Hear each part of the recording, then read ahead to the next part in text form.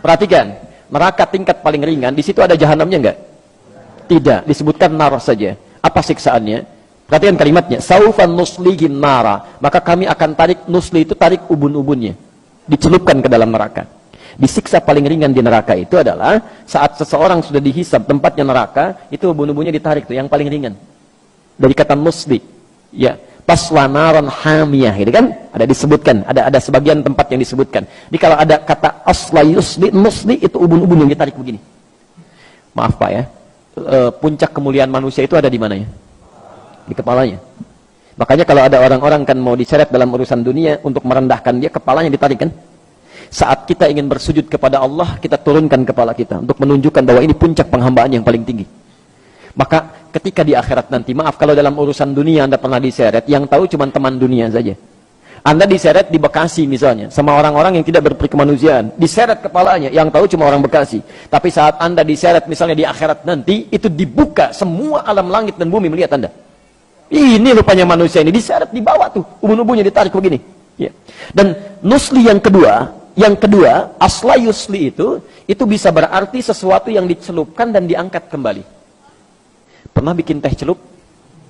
Teh celup? Pernah? Halo?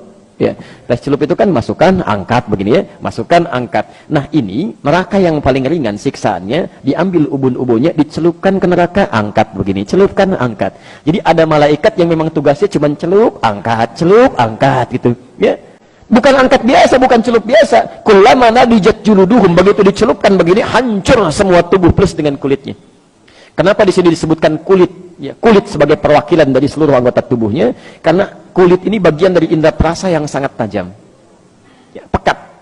Ya, jadi kalau kulitnya ini diibaratkan dengan lukisan kulit di sini, seakan-akan bahasanya bukan kulit. Kalau ingin terjemahkan lebih luas, seakan-akan ingin mengatakan, maaf, ketika masuk ke neraka ini, itu sakitnya menjalar ke seluruh bagian organ tubuh.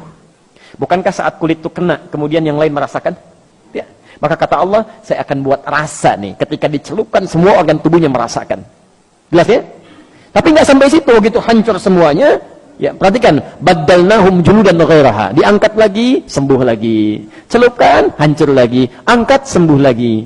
Baik, informasi saja. Satu harinya sama dengan, tahu dari mana? Tahu dari mana 1000 tahun? Baik, Quran surah ke-32 itu kan?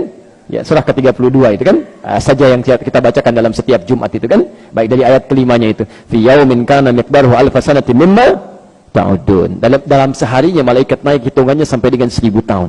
Sehari sama dengan 1000 tahun.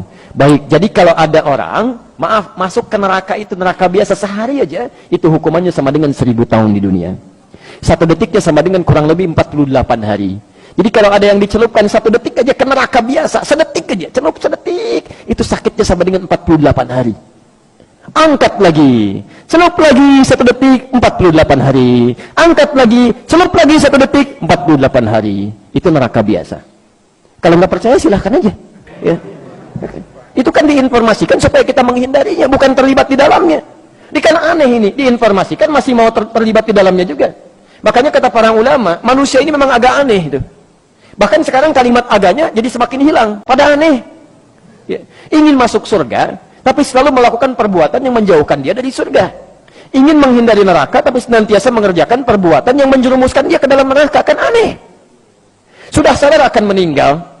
Bapak Ibu, ada yang tidak meninggal di sini? Ya, akan meninggal. Kapan meninggalnya? Ya, bisa terjadi kapan saja. Hari ini mungkin. Nah ini yang paling aneh, sudah tahu akan meninggal dan kapan saja bisa terjadi, masih bermain-main dalam kehidupannya. Dan masih sempat berbuat maksiat gitu. Makanya kata para ulama, kalau Anda ingin terjaga dari keburukan, selalu ingin baik, coba rasakan setiap terfikir berbuat yang tidak baik, rasakan seketika akan meninggal. Ini ada minuman, bukan minuman Anda. Begitu Anda mau ambil begini, nantilah saya bilang nanti sekalian. Rasakan, begitu Anda ambil, Anda mau teguk itu, malaikat maut datang menjemput Anda. Itu insya Allah akan selalu dijaga Pak. Anda masuk ke kantor sendirian, di ruangan kantor, mau tanda tangan proyek itu kan, yang nilainya miliaran, tapi dengan cara yang salah, haram. Padahal sholatnya dikerjakan, ikut taklim juga, godaan tidak biasa. Bayangkan ketika tanda tangan itu, malaikat maut datang menjemput Anda. Itu paling gampang. Paling gampang.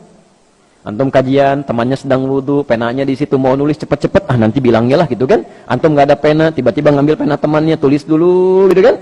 Hati-hati, antum belum aman tuh. Ya, dianya memang sedang wudu, Anda berniat nanti sekalian pas pulang saya bilang, tadi saya pinjam pulpen kamu gitu kan. Tapi apakah Anda bisa menjamin Anda bisa bertahan dalam kehidupan sampai dia kembali dari wudunya? Belum tentu. Karena itu hati-hati gitu. Ya, hati-hati, bertakwalah pada Allah Subhanahu wa taala, hidup kita itu terjamin. Ya, terjamin dalam nuansa kapan saja bisa pulang. Jelas di sini?